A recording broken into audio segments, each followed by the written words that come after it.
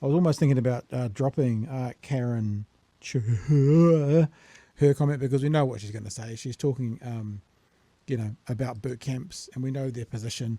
But I'll give her a couple of minutes, and then we're going to go hear from the expert youth development worker, Adrian Hendry, who was also on the AM show this morning to respond to her. Have a listen.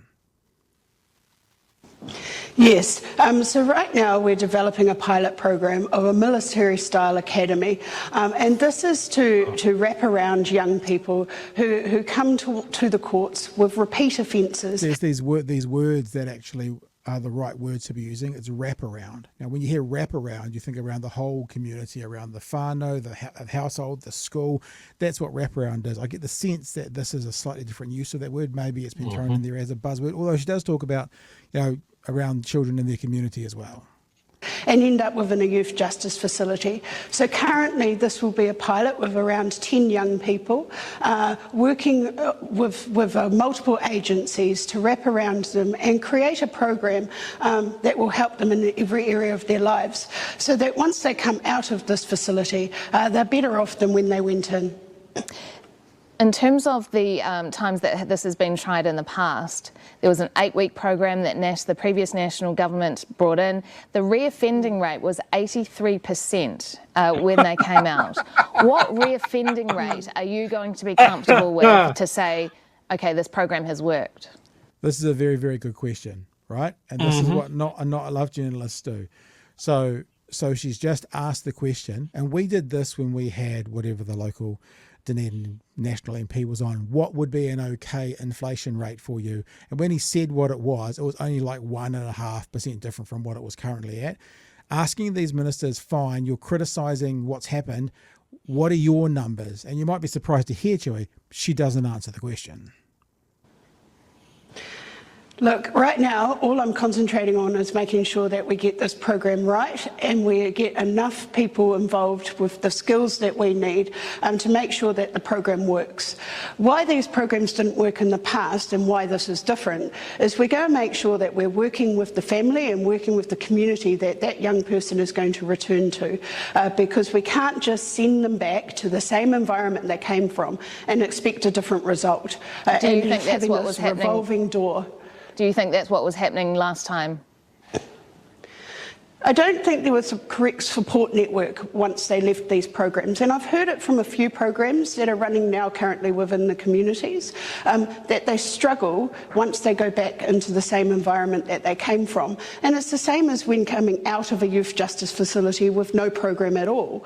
We need to make sure that these young people have the care and the wraparound services once they leave this program. And I think that's something that we would agree with. They need wraparound. I'm not saying we agree with the boot camps, but the wraparound. The question will be, will that happen?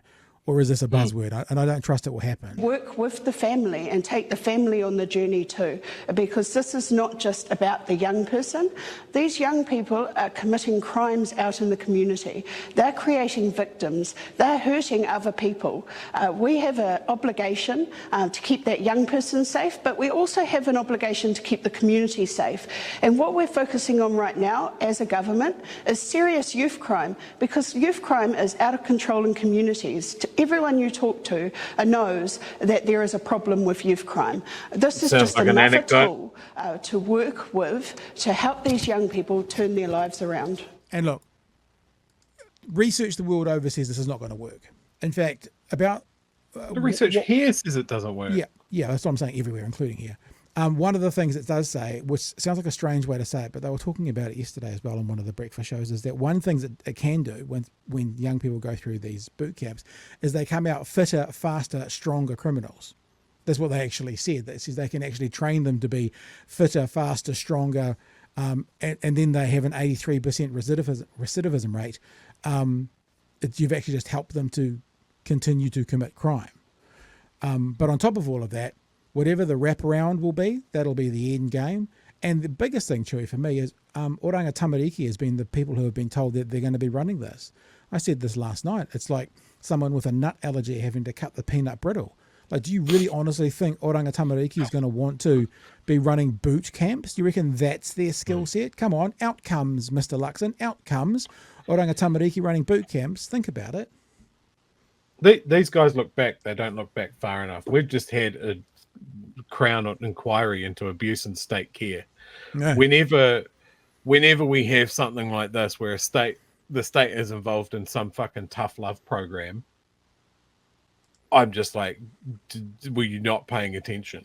When these guys talk about wraparound care, I think, yeah, Borstals were wraparound care.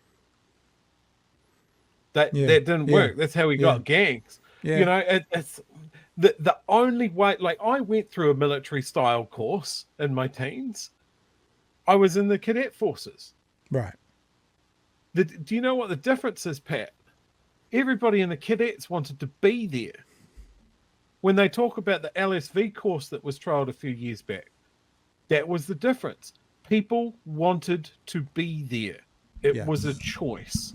Yeah. If you force people, like, these guys are thinking back to the good old days of conscription, where everybody was forced to do military service, and some people look on with great fond memories, gave them life skills and that sort of thing. It's not that. There's a reason why the army doesn't want to engage in military style boot camps. It's not what they're there for. Yeah. And you're right. OT shouldn't be involved in this either. It sounds dreadful. Like, if someone, like, Seymour would be behind this. If he wanted to spin up a charter school that was a military style academy, sure.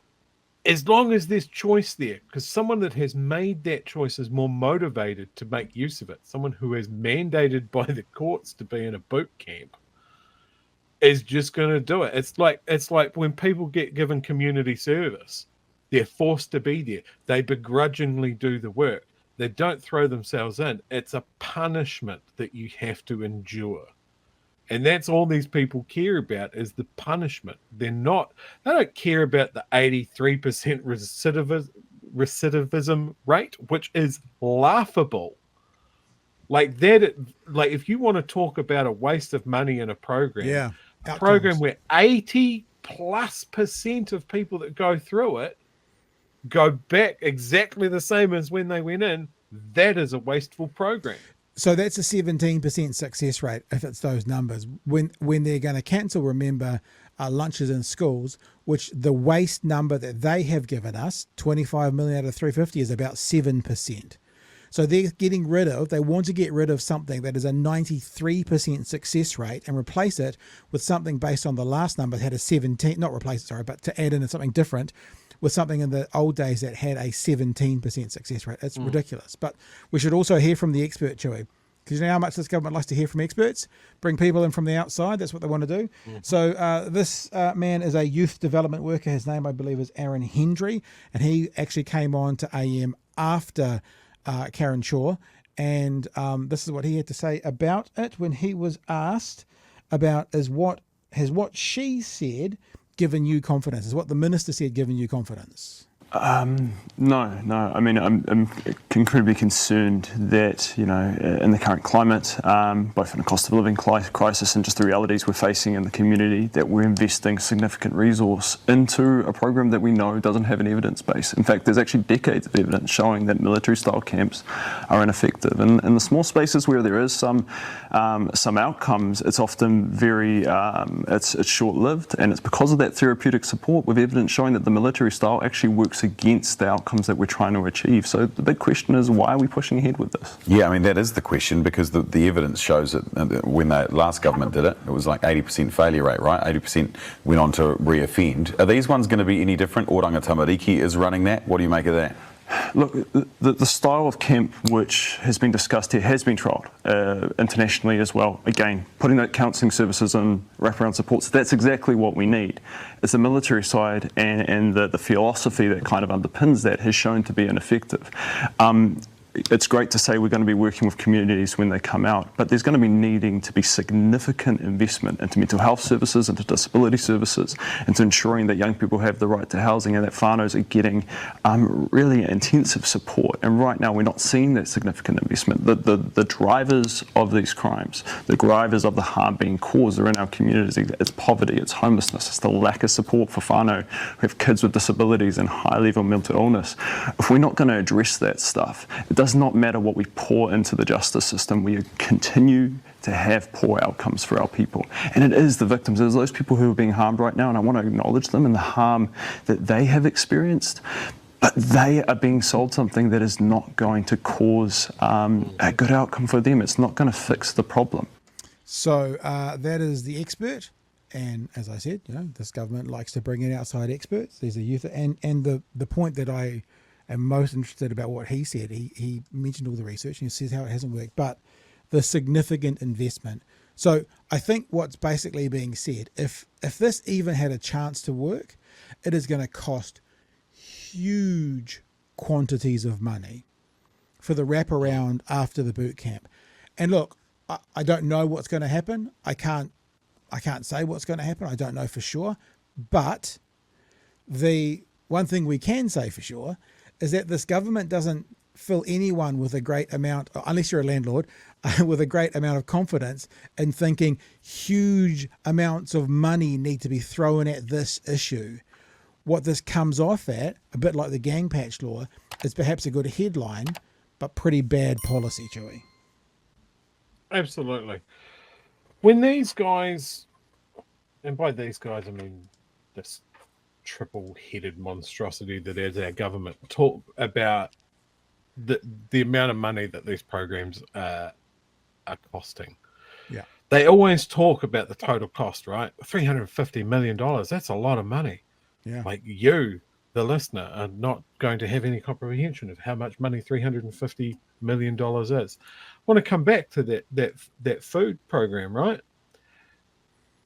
Would you mind paying $1.34 a week to make sure that these kids get a lunch, that these communities get some food? Because that's what it is. $70 a year per person in this country, and that's just like if everybody had to pay their fair share. And I went with 5 million total population, obviously not total taxpayers, but we can fudge those numbers a little bit. But it's $1.34 a week. And why don't we have a government that mentions programs in those terms? For your average taxpayer, you're having to shoulder 72 cents. What an outrage. There's a reason that they don't. There's a reason. Because too many people would go, yeah, that seems fair enough. But yeah, and look, as someone, as I said, that has gone through a military-style training in my youth and really appreciated the things that did for me, that was a choice that I made. That's what made it effective. That's where any good story that comes out of a military-style boot camp like the LSV course that the Army ran, all the success stories, I bet, will be from people that says, I wanted to do this. I was engaged in this program. Yeah. Yeah. I mean, like, I'm sure there are some people who get sent to prison who use that time to educate themselves and come out of it a better person. Most don't. Most come out of it more skilled in crime than they went in. So anecdotal versus, and I'm sure what National's doing at the moment is looking for those one or two people, Chhour, who went through it under the previous National government and have a great success now. I'm sure they're looking for those, and they'll ignore the 599 other people who went through it and perhaps suffered for it, or it made them, they're one of the 83%.